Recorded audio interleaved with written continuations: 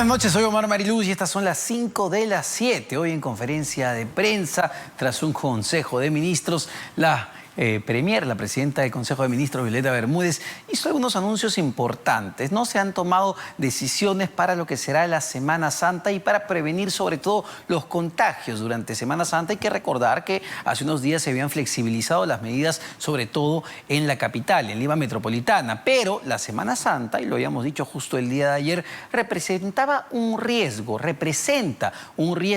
en cuanto a los contagios. Y la Premier recordó lo que pasó justamente en las últimas semanas del año, en la semana de las fiestas de Navidad y de Año Nuevo, cuando los expertos señalan que se incrementó esta ola de contagios o el origen del incremento de esta ola de contagios. ¿Cómo evitar que en Semana Santa se replique lo que habíamos visto los últimos días del 2020? Bueno, se ha declarado la inmovilización social obligatoria. Ojo con esto, el jueves 1, viernes 2, sábado 3 y domingo 4, nadie sale, solo para actividades esenciales, detalladas o para comprar comidas para los centros de abasto, y se han establecido horarios. Lo que se busca con esto, según se ha dicho, es evitar que la ola de contagios crezca, evitar que el virus se siga esparciendo, evitar la llegada de una eventual tercera ola. Vamos a ver cómo se cumplen y sobre esto vamos a conversar en este momento con el doctor Juan Astuvilca. Él es médico epidemiólogo. Doctor Astuvilca, ¿cómo está? Muy buenas noches.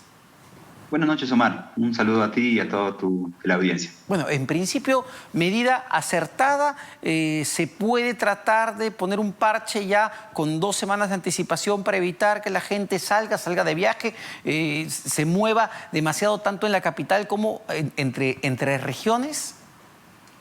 En definitiva, estas medidas son medidas lógicas, son medidas correctivas, siempre y cuando pues, la población las acate de manera correcta y también el gobierno pueda supervisar que se cumplan estrictamente estas, ¿no? Entonces, esto, pues, como bien mencionabas, porque durante las fiestas del año pasado no se tomaron unas medidas restrictivas de esta manera, ¿no? Y como consecuencia de ello hubo un incremento de casos y de fallecidos por el COVID, que representan el inicio de la segunda ola.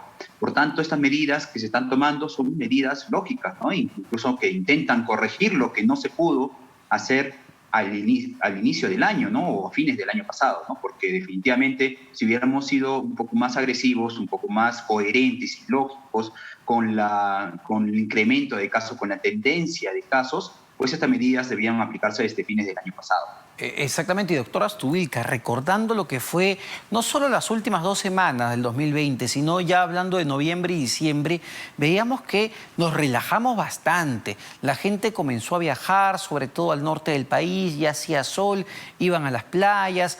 Y bueno, esto generó pues que los contagios se incrementen. En este momento lo que se ha determinado también para informar y recalcarle a la población es que se está impidiendo los vuelos y también el transporte terrestre nacional. Nadie se puede mover, nadie puede decir, bueno, por Semana Santa me voy a Trujillo, me voy a Piura.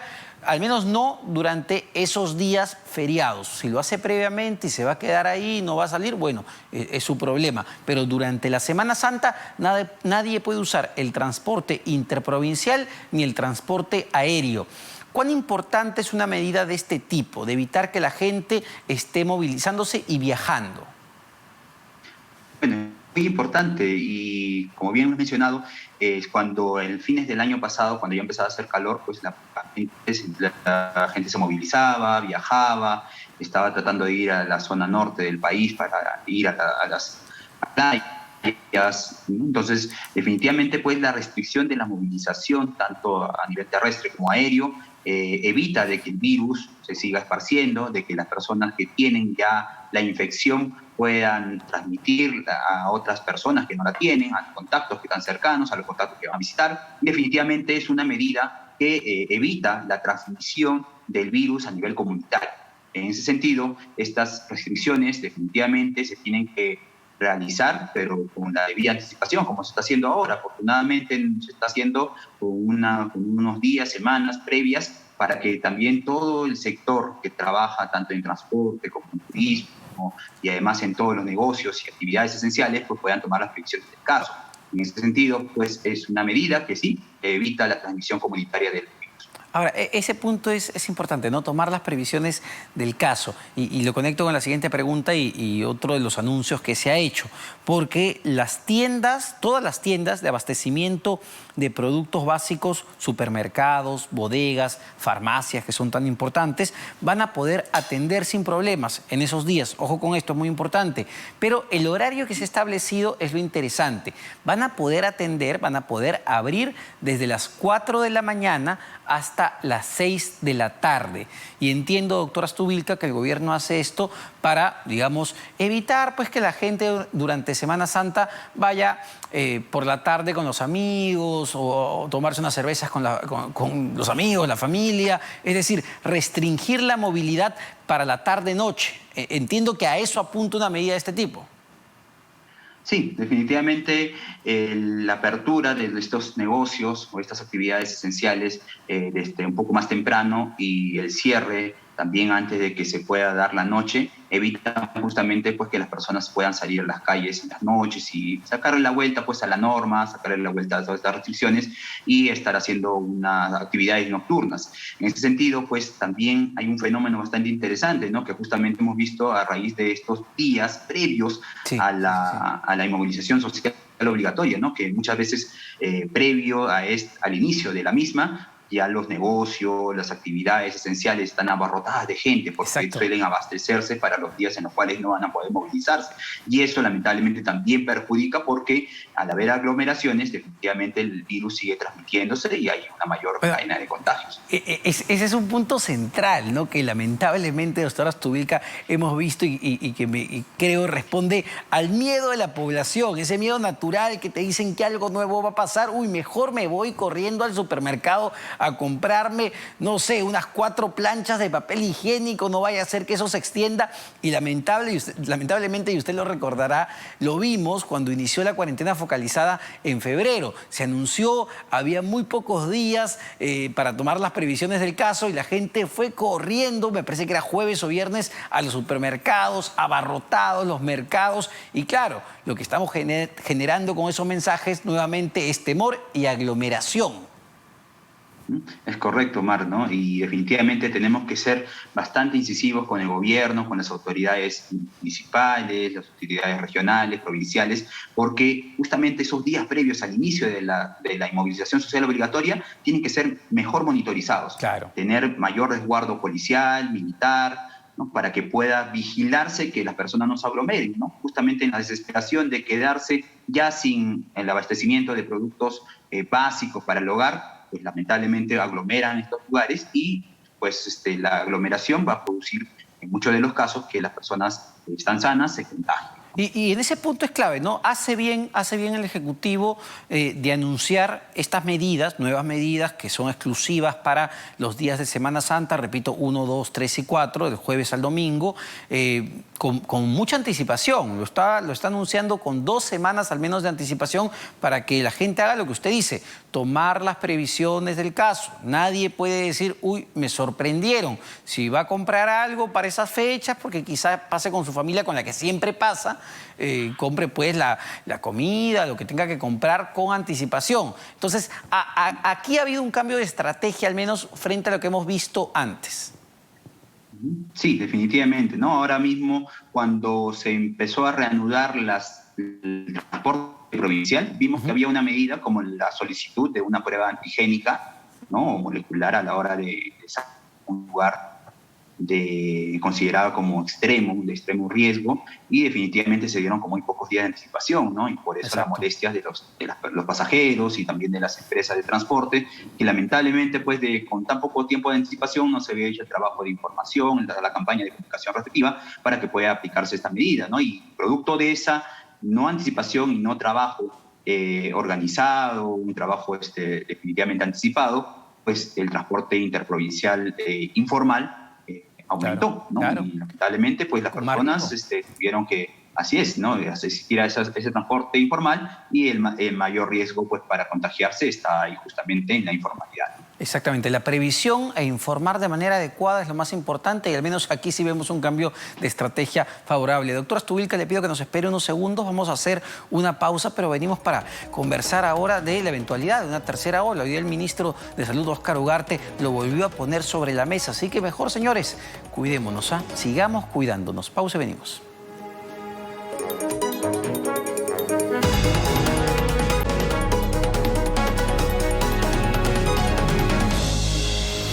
Bueno, estamos conversando con el médico epidemiólogo Juan Astuvilca. Doctor Astuvilca, ya entrando al terreno no de las restricciones, sino de los anuncios o comentarios que hizo en realidad el ministro de Salud, Óscar Ugarte, en la conferencia ya habitual de los miércoles, tras la reunión del Consejo de Ministros, y algo que ya había dicho en su momento también el presidente Francisco Sagasti, que nos encontrábamos, como dijo, en un cuarto intermedio entre la segunda ola y la tercera ola, evidentemente viendo qué es lo que está sucediendo en otros países, sobre todo de Europa, como Alemania, como Italia, donde lamentablemente están enfrentando esta situación. Basta ver lo que pasa en Chile, además, que ya inició todo su proceso de vacunación y que es uno de los países más avanzados y han tenido que volver a cerrar debido al incremento de contagios.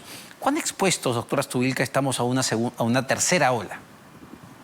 Bueno, estamos ahorita en plena segunda ola. Todavía no hemos controlado la segunda ola como para poder decir que ya estamos empezando o vamos a empezar una tercera ola, ¿no? Epidemiológicamente, nosotros vemos que la cantidad de casos infectados y la cantidad de casos fallecidos justamente forman curvas ascendentes y en este caso estamos en plena curva ascendente de la segunda ola, ¿no? Si nosotros estuviéramos en el hipotético caso de que estuviéramos controlando esta segunda ola, estuviéramos en un franco descenso sostenido de la segunda ola y podíamos haber controlado la pandemia, pues, y de repente hay un incremento de casos sostenido, pues ya estaríamos hablando de una tercera ola. Por tanto, pues son proyecciones, definitivamente nadie puede saber si ya hemos controlado definitivamente o vamos a controlar definitivamente la segunda ola, si vamos a proyectarnos a una tercera ola, pero definitivamente viendo pues, el escenario de Europa, que ya está en varios países, tiene una tercera ola claramente definida, pues nosotros tenemos que preparar para lo mismo, porque nuestro proceso de vacunación, como bien mencionas,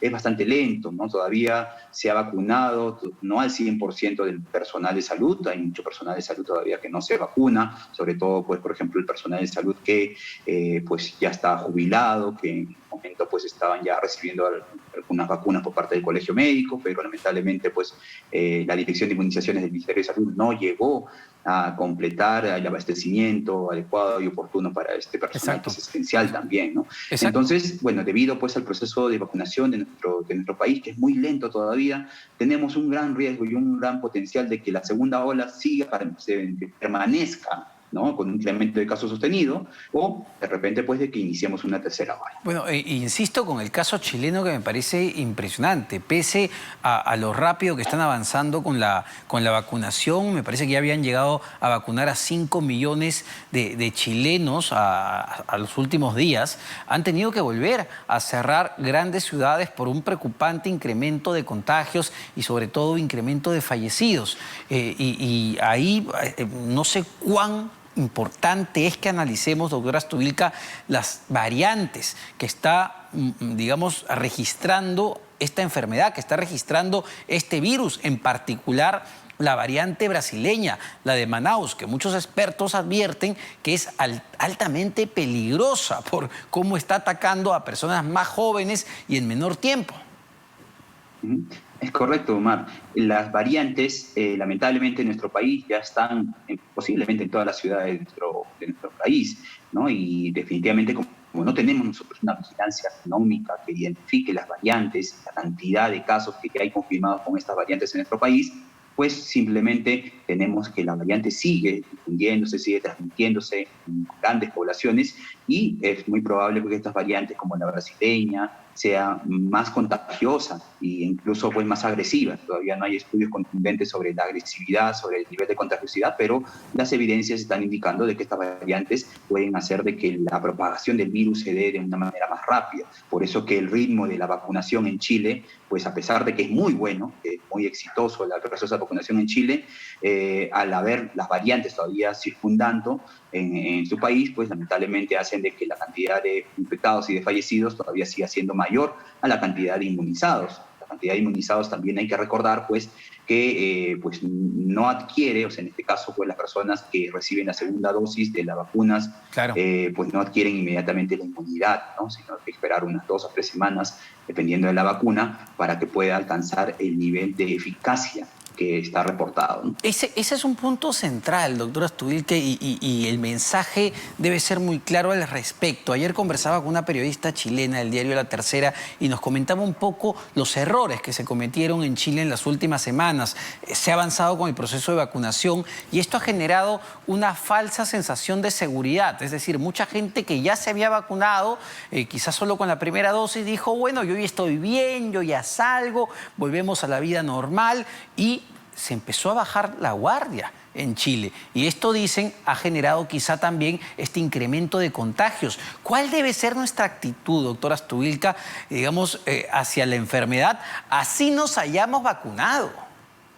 Es correcto, Mar. Mire, este mensaje también hay que transmitirlo pues, a las personas que están recibiendo la vacuna en nuestro país, porque en nuestro país, si bien es cierto, ya el personal de salud han recibido una segunda dosis, muchos de ellos también se están relajando, piensan de que ya con la segunda dosis inmediatamente uno tiene la eficacia que reporta la vacuna y nos va a proteger de la infección del virus.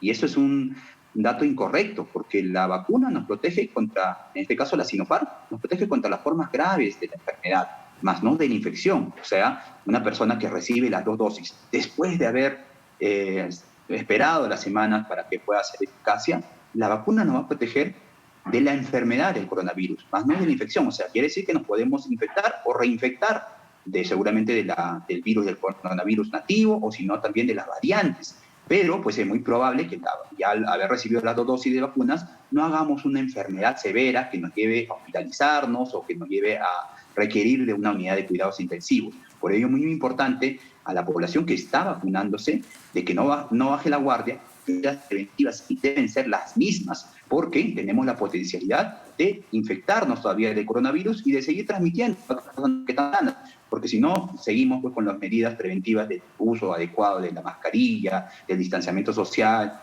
la higiene de las manos. Lamentablemente, a pesar de que hemos recibido la segunda dosis, que estemos protegidos contra formas severas de la enfermedad, vamos a poder transmitir todavía el virus a otras personas sanas. Perfecto, doctora Astudilca, clarísimo. Muchísimas gracias por estos mensajes. El doctor Juan Astudilca, médico epidemiólogo. Así que, señores, las medidas están ahí. Tenemos que seguir cuidándonos, evitar volver a incrementar, que esta ola de contagios se siga incrementando. Ya van más de 120.000 personas que han perdido la vida producto de esta enfermedad, según cifras del Sistema Nacional de Defunciones. 120.000 personas tras un año de estado de emergencia. La cosa sigue siendo muy seria, como pueden ver en Chile, como pueden ver en los países de Europa. Así que en la Semana Santa mejor hagamos caso.